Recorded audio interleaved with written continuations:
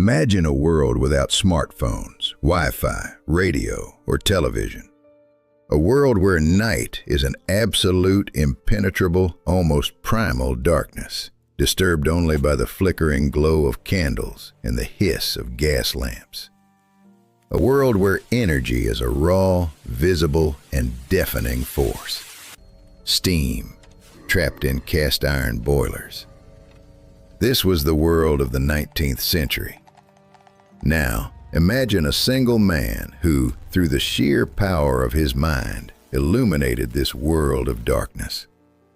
A man who tamed alternating current, that invisible soul of electricity, and forced it to race across thousands of miles along thin copper wires to flood our cities with light. The man who invented radio, X-rays, fluorescent lamps, drones, and the famous induction motor that now silently powers your electric cars. This man's name is Nikola Tesla. But this is not one of those success stories Hollywood adores. It is a tragedy of Shakespearean proportions. What if I told you that the man who literally created the 20th century and foresaw the 21st died in complete solitude, in abject poverty, in a cheap New York hotel room, burdened by unpaid bills?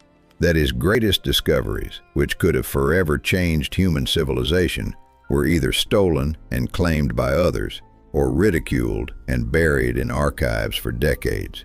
That his ultimate, most humanistic dream, to provide all of humanity with free, wireless energy drawn directly from the earth and air, was deliberately and ruthlessly crushed by those who saw it as a mortal threat to their financial empires.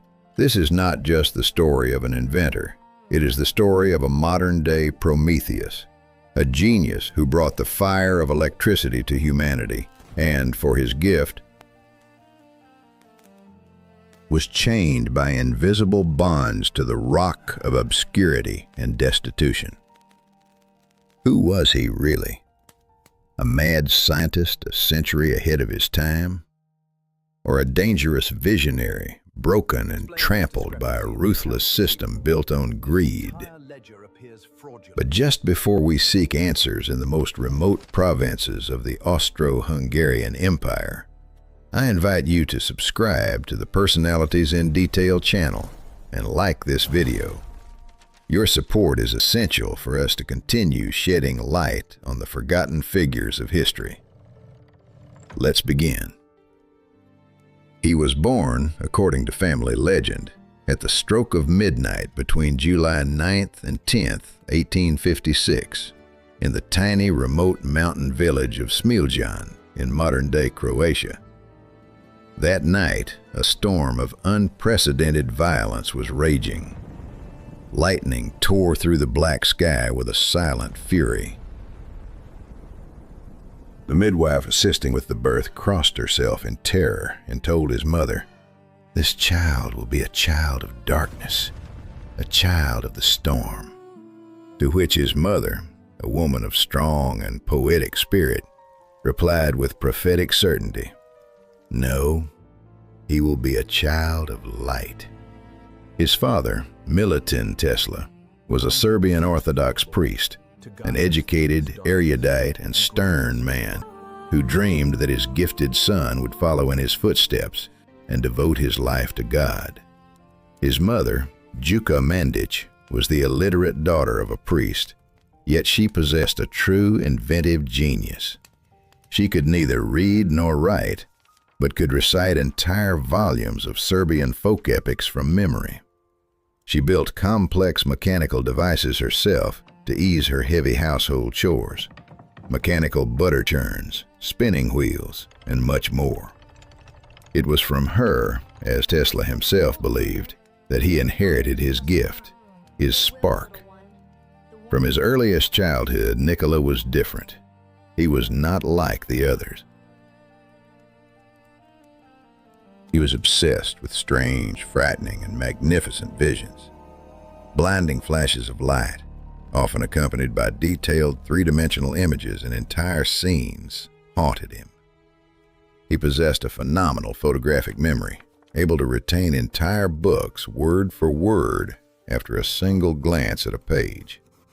And he had the gift that would become the foundation of his genius, the gift of eidetic imagination. He needed no blueprints, mathematical calculations, models, or lengthy experiments. He could construct the most complex machine in his imagination. He could turn it on, observe its operation for weeks and months, see which parts wore down, where the balance was lost, and make changes.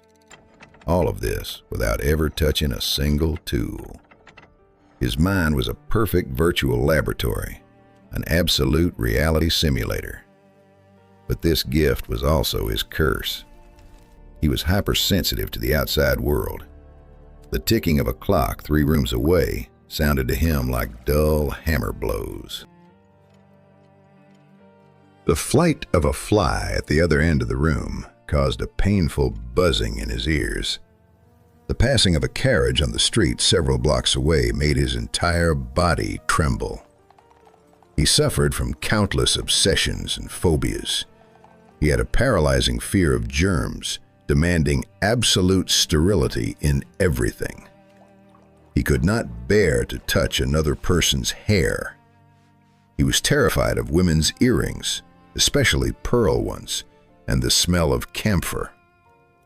He was compelled to count his steps while walking, to calculate the volume of his soup bowl or coffee cup before eating or drinking.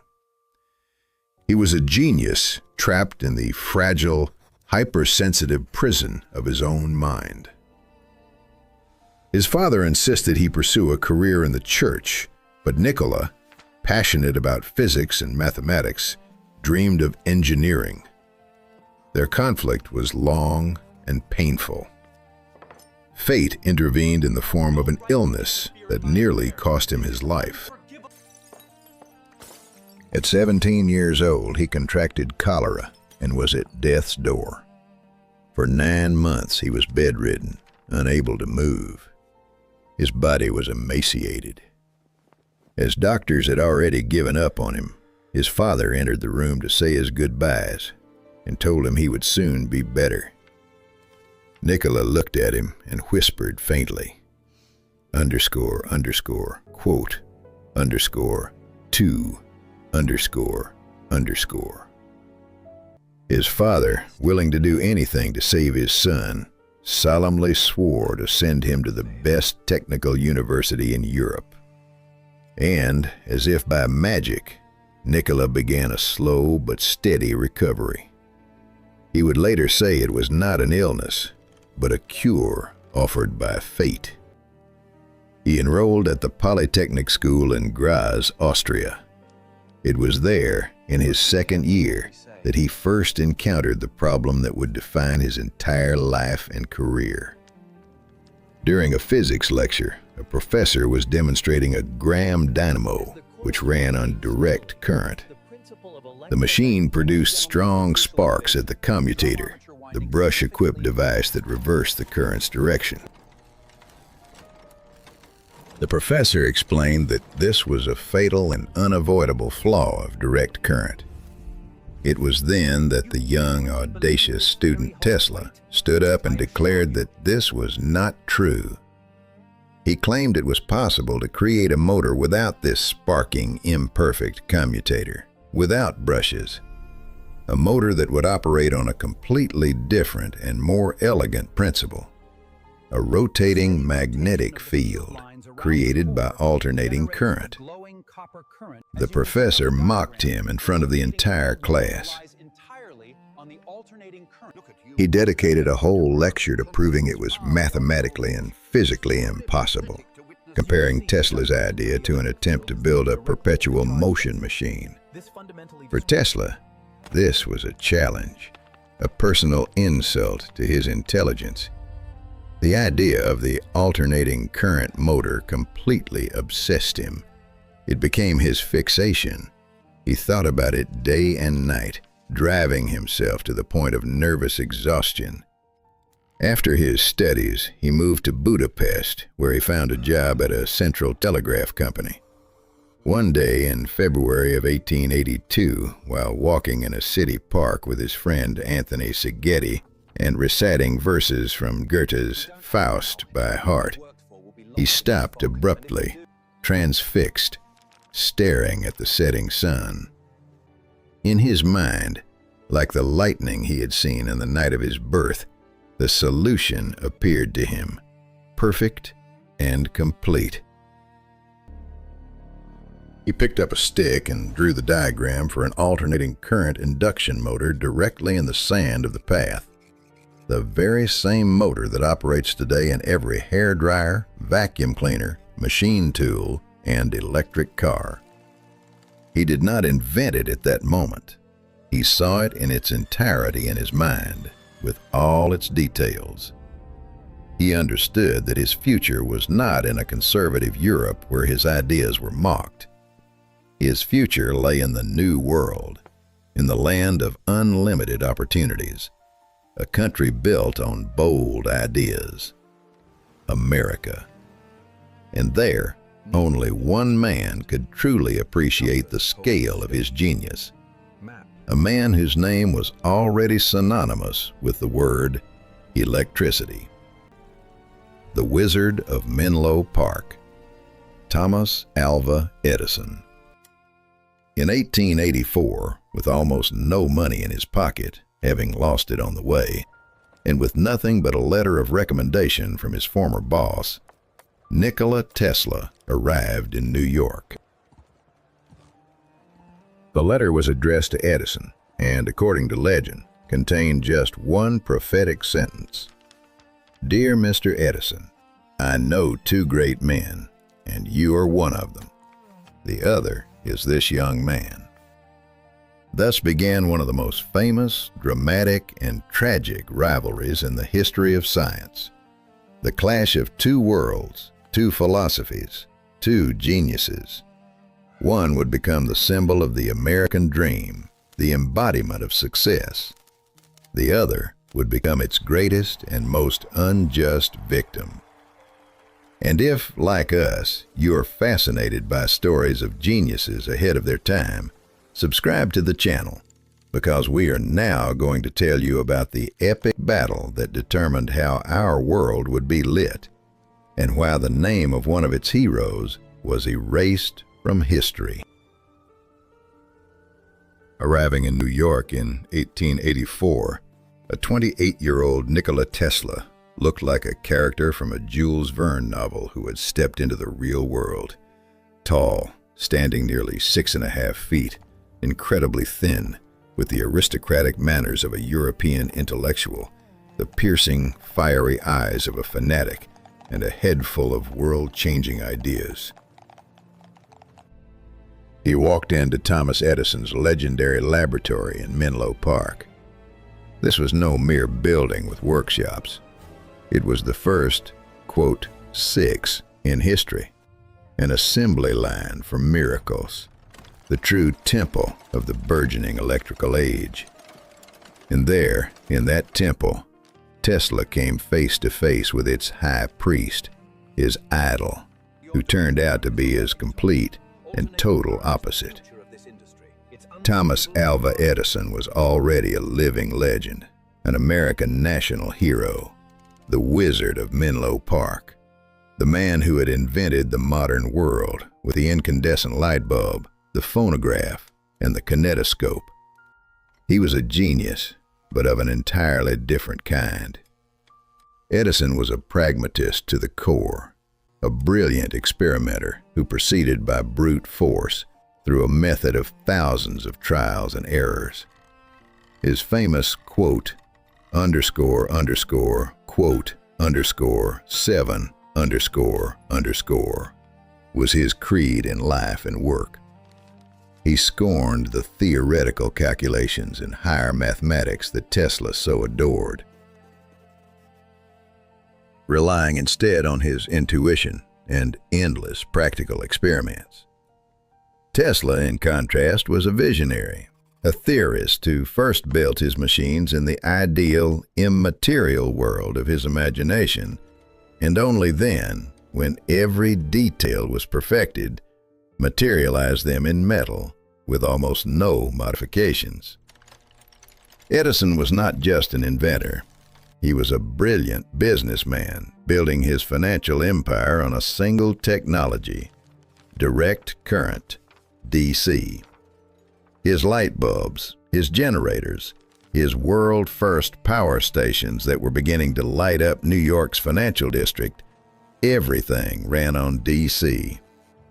Direct current was simple and understandable, but it had a fatal, unavoidable flaw. It was virtually impossible to transmit it efficiently over long distances. Due to high resistance in the wires, energy was lost with every foot. This meant that to light up every city block, you had to build a separate, bulky, smoke-belching power plant. For Edison, whose company Edison General Electric sold these stations, this flaw was actually an advantage, the very foundation of his business model. It was then that Tesla came to him with an idea that, to Edison, was not just a competitor, but outright heresy: the idea of alternating current, AC. Unlike direct current, alternating current could be easily transformed using a brilliantly simple device: the transformer. One could increase the voltage to hundreds of thousands of volts to transmit it over hundreds and thousands of miles through thin wires with minimal loss, and then, at the consumer's end, step it down to a safe level. This meant that a single giant power plant, built, for instance, near a distant waterfall or coal mine, could supply power to an entire city or even a whole region. Tesla's system was incomparably more efficient, elegant, and cost-effective. But for Edison, it was a mortal threat to his entire business, to his whole empire built on direct current. Initially, Edison treated the young, enthusiastic Serb with paternalistic condescension, viewing him as just another eccentric European theorist. He hired him, but of course did not task him with creating anything new, but with improving the old, his own inefficient and constantly failing direct current machines. Tesla, dreaming of securing resources for his own projects, threw himself into the work. He worked 18 to 20 hours a day, sleeping in the laboratory for only 2 to 3 hours a night, and his genius quickly became apparent. He solved dozens of problems, radically improved the design of the dynamos, saving Edison's company colossal sums of money, and enhancing its reputation. According to legend, Edison, seeing his enthusiasm, jokingly promised him $50,000, an astronomical sum for the time, a true fortune, if he could solve a particularly complex problem with his generators. Tesla, unfamiliar with American humor, took this promise seriously. A few months later, he presented 24 new machine models, which were far more efficient and reliable.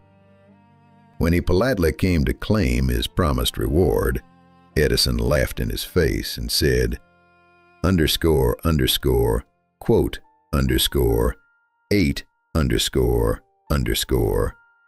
Instead of the promised sum, he was offered only a modest raise. For Tesla, this was not just a deception. It was the deepest personal and professional humiliation. He understood that Edison would never let him work on his master idea: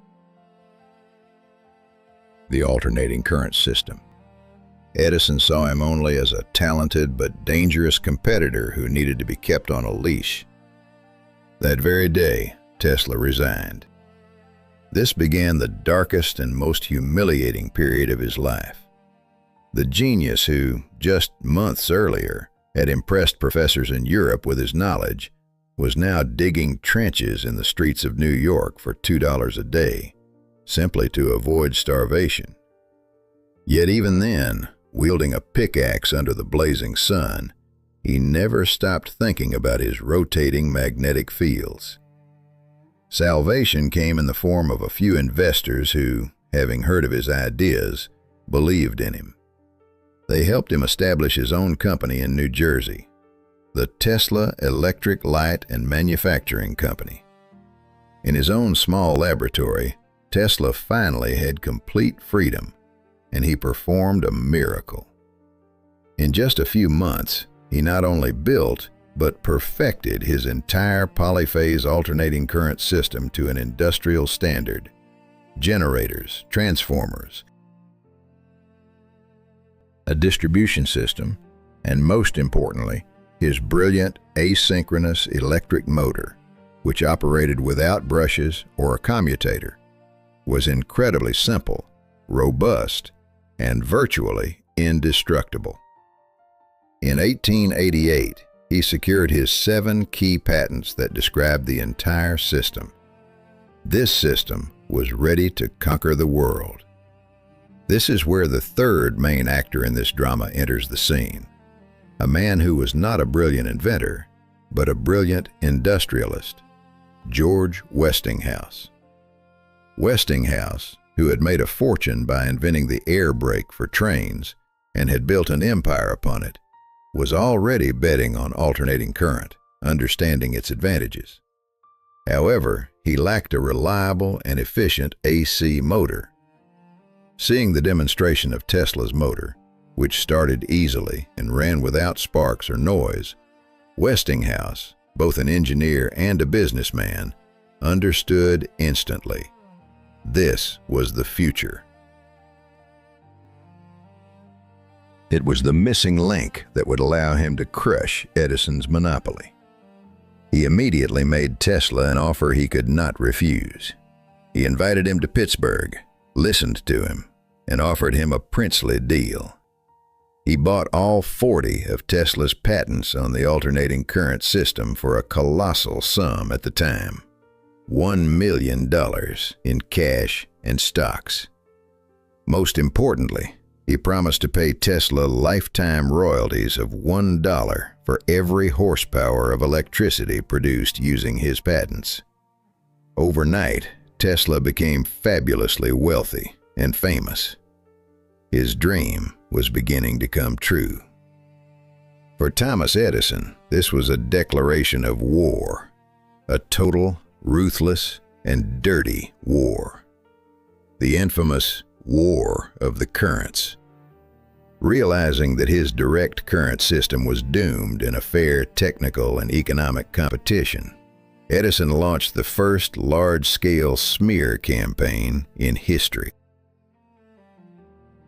His goal was not to prove the superiority of his technology, but to instill a primal, irrational fear of his competitors' technology in the entire world.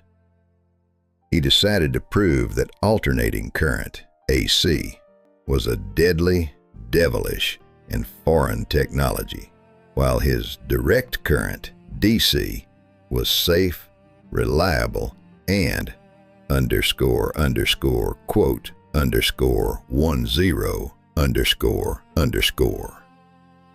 He began with public demonstrations. His agents, armed with a Westinghouse alternating current generator, traveled the country and, before the eyes of the public and sensation-hungry journalists, electrocuted stray cats and dogs caught on the streets. They then moved on to larger animals, calves, and horses. The gruesome climax of this campaign was the public execution of Topsy, the circus elephant from Coney Island, who was also killed by a discharge of alternating current. The event was even filmed. But that was not enough for Edison.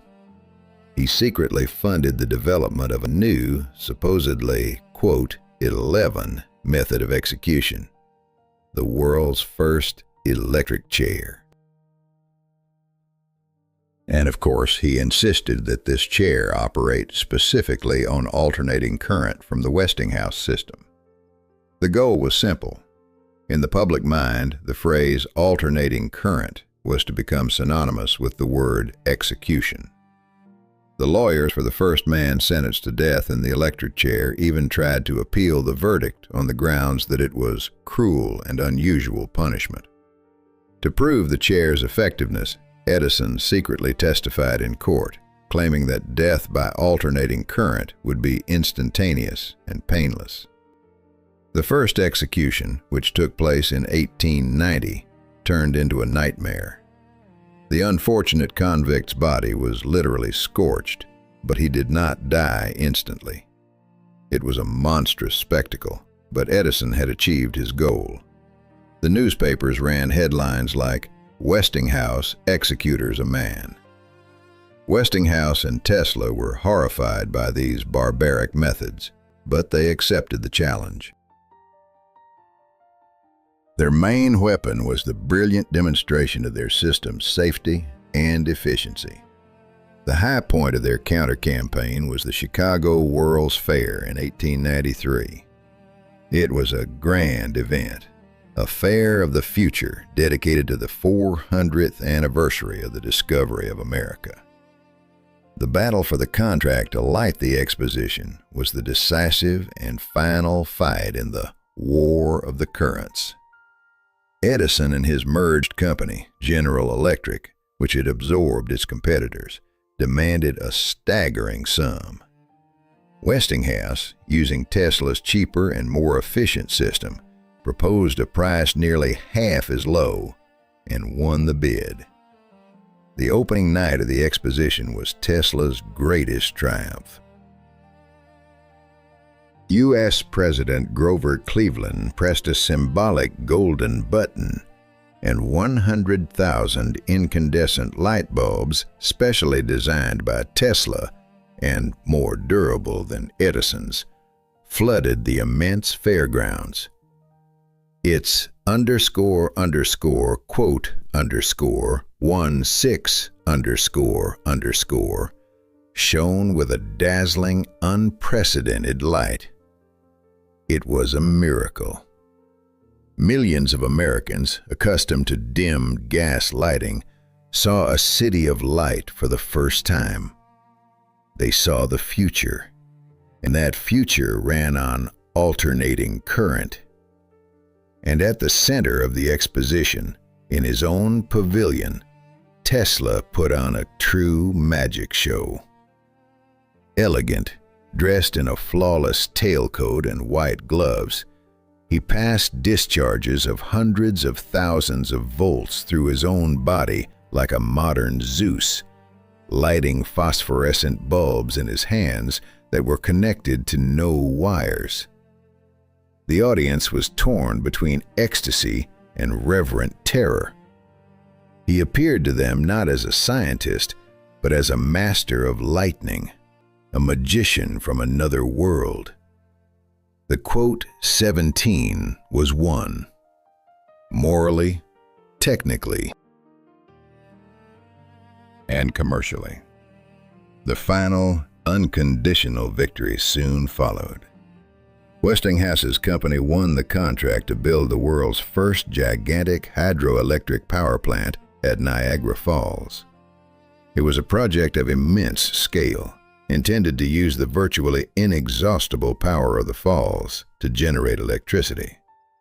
And the heart of this plant was the massive alternating current generators designed according to the patents and under the personal supervision of Nikola Tesla. In 1896, the switch was thrown, and the power of Niagara flowed through the wires, lighting up the city of Buffalo, located more than 30 kilometers away. Tesla's dream of cheap, accessible energy transmitted over enormous distances had become a reality. He was on top of the world, the genius who had defeated Edison himself. His name was on everyone's lips. He was rich, famous. He was welcomed into the highest circles of New York society. It seemed that an even greater, endless triumph awaited him. But it was precisely at this moment, at the peak of his glory, that he took his first fatal, noble, an utterly suicidal step toward oblivion. George Westinghouse, who had spent a fortune on the War of the Currents and the development of the Niagara project, found himself on the brink of bankruptcy.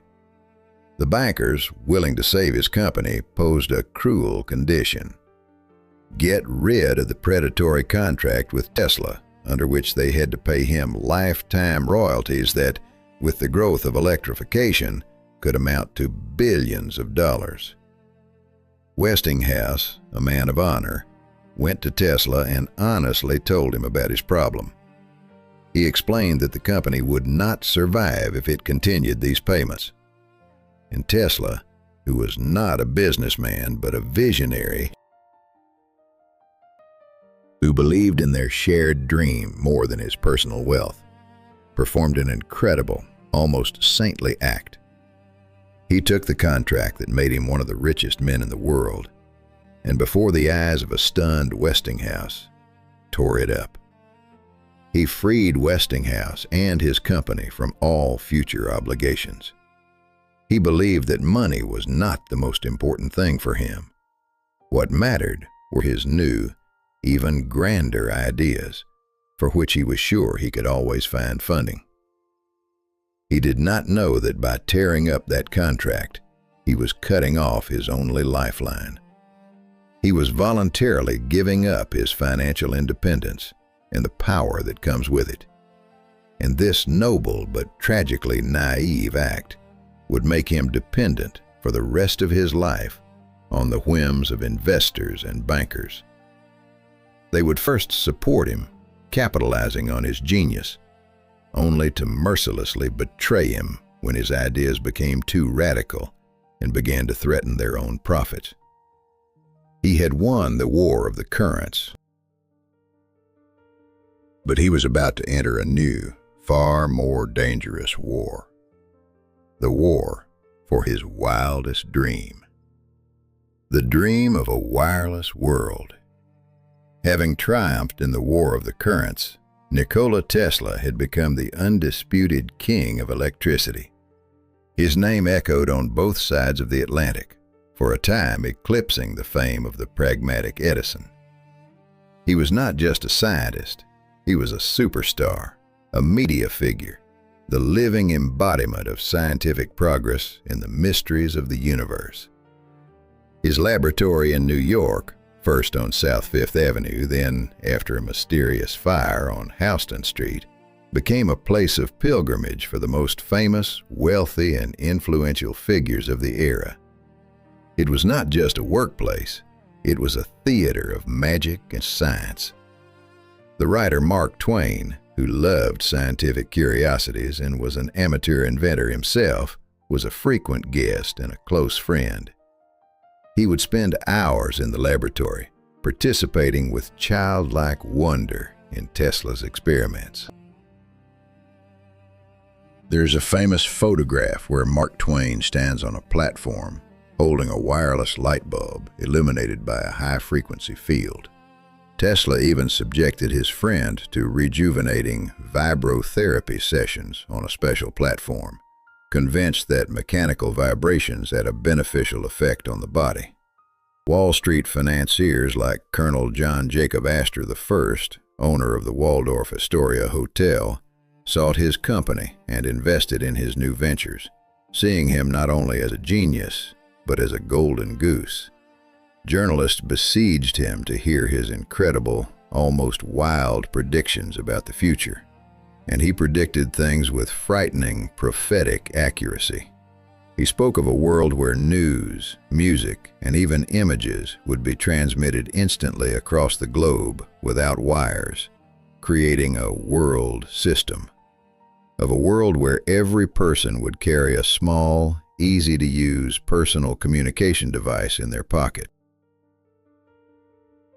Of a world where remotely controlled machines, teleautomatons as he called them, would perform all heavy and dangerous labor, freeing humanity from slavery and war.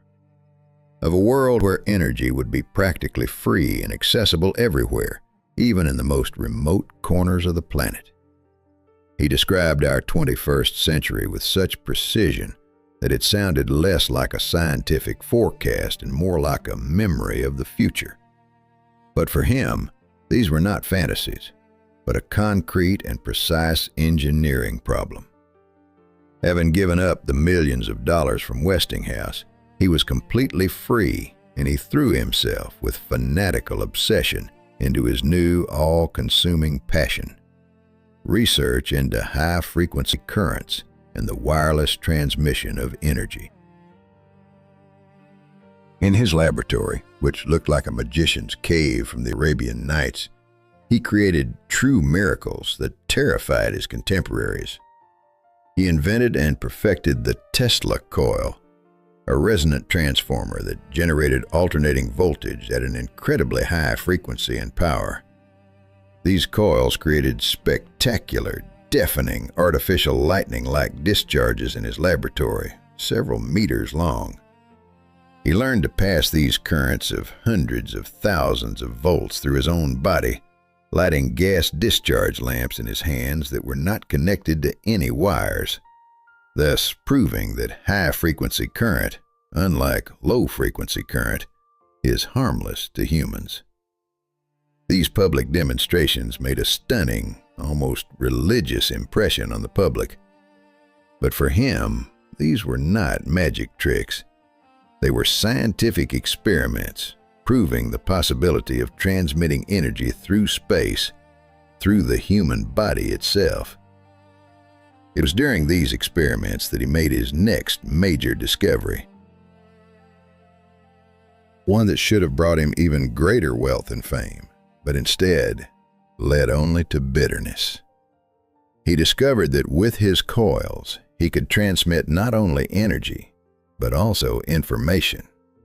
He created the first powerful transmitters and sensitive receivers.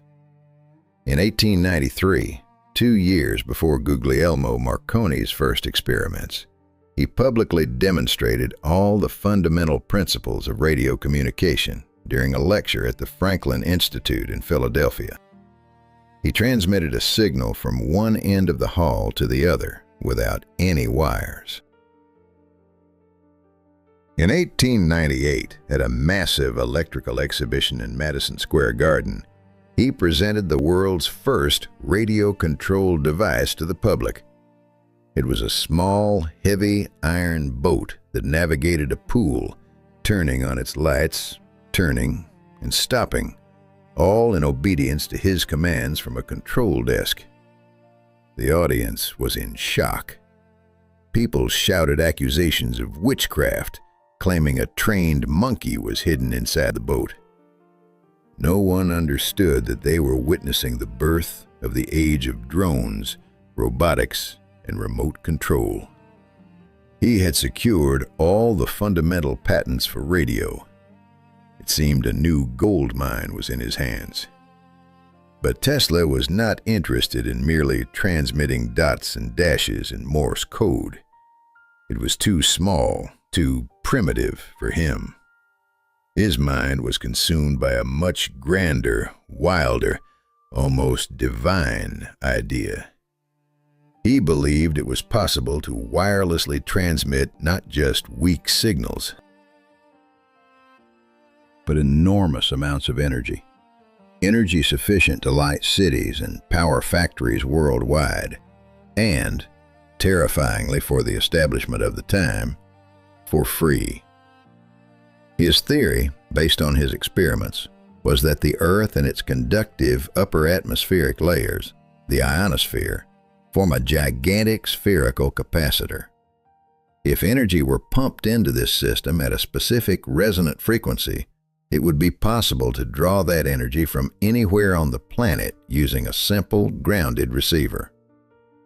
To prove this in practice, he needed a new kind of laboratory and colossal funds, and he found an investor. This time, it was the most powerful and wealthiest man of his era, a titan of finance, whose name was synonymous with quote, 21, John Pierpont Morgan, J.P. Morgan. Morgan was a capitalist shark a man who built monopolies and despised competition. He had been one of those who financed Edison during the War of the Currents, but now, seeing the overwhelming victory of alternating current, he decided to bet on the new favorite. Tesla approached Morgan with a clever, carefully crafted proposal. He explained that he was building a worldwide wireless communication system that would allow for the instant transmission of stock quotes, news, and personal messages across the Atlantic. This was a direct challenge to the expensive and slow transatlantic telegraph cable, which Morgan partially controlled. Tesla remained silent about his true, ultimate goal: free energy. He intuitively sensed that Morgan, a man who grew rich selling the copper for wires and the energy that flowed through them, would never finance a project that would make both obsolete. Morgan, seeing Tesla's project as an opportunity to create a new, absolute monopoly on global communications, agreed. He granted Tesla $150,000, an astronomical sum equivalent to several $1 million today, for the construction of a massive transmission station. In 1901, on Long Island, at a site named Wardenclyffe, construction began on the most ambitious, beautiful, and tragic project of Tesla's life, the Wardenclyffe Tower. It was a grandiose, almost otherworldly structure designed by the famous architect Stanford White. A 57-meter-high wooden-framed tower crowned with an immense mushroom-shaped copper dome 20 meters in diameter. Beneath the tower, a shaft plunged 37 meters into the ground, from which a network of metal rods radiated out to ground the tower and transmit powerful low-frequency waves into the Earth's crust. This was no mere transmitter. In Tesla's mind, it was a gigantic pump designed to oscillate the entire planet's electromagnetic field, turning it into a massive resonator. Tesla was obsessed with this project. He believed he was on the verge of the greatest discovery in human history, one that would forever free the world from poverty, resource wars, and physical toil. But his perfectionism and delusions of grandeur betrayed him. Morgan's money was critically insufficient. Construction dragged on. Tesla demanded increasingly sophisticated and expensive components. It was then, in December of 1901, that the event occurred which marked the beginning of the end for him. The Italian inventor Guglielmo Marconi, a talented engineer and an even more gifted businessman, using several of Tesla's key patents, as would later be proven by the U.S. Supreme Court after Tesla's death, achieved the first transatlantic radio transmission. He successfully transmitted 3 faint signals, the letter S in Morse code, from England to Canada. The world was in an uproar. Newspapers ran triumphant headlines. Marconi became a hero, the father of radio. For Tesla, it was a double disaster. First, he considered that Marconi, whom he had once hosted in his lab, had brazenly stolen his technology. Second, his primary and sole investor, Morgan, was furious. He demanded, quote, 22. Desperate, Tesla wrote several letters to Morgan in which, attempting to prove his project's superiority, he revealed his true and grandiose plan. He explained that his system was far more complex and expensive because it was designed not merely to send insignificant signals, but to transmit limitless energy. This was his fatal, suicidal mistake. Upon reading this, Morgan instantly understood the implications. Free, wireless energy. Within how could one install meters? How could it be controlled? And most importantly, how could it be sold? It was an attack on the very foundations of his world, on the very essence of capitalism. That very day, he cut off all funding. He didn't just refuse Tesla additional funds. He used his immense influence on Wall Street to ensure that no other bank or investor would give Tesla a single cent. He financially strangled the project, turning Tesla into a business pariah. For Tesla, it was a death sentence. He tried to find other sources of funding, wrote letters and pleaded, but the doors of every bank were closed to him. The colossal Wardenclyffe Tower, his dream, his magnum opus, remained unfinished, looming over the Long Island plain like a giant, silent, rusted monument to his genius and his tragic naivety. His long and painful downfall had begun. He was ruined. His prestigious Houston Street laboratory burned down under mysterious circumstances, destroying unique equipment. His patents were expiring, and he no longer had the means to bring his new ideas to fruition.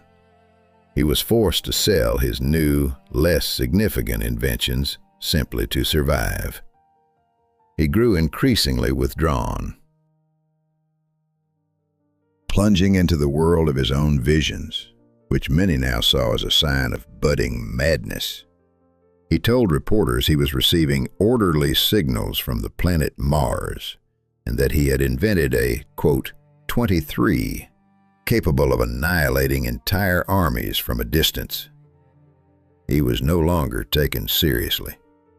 Before everyone's eyes, the prophet of a new era was transforming into a mad scientist, an eccentric and pathetic old man who fed pigeons in the park.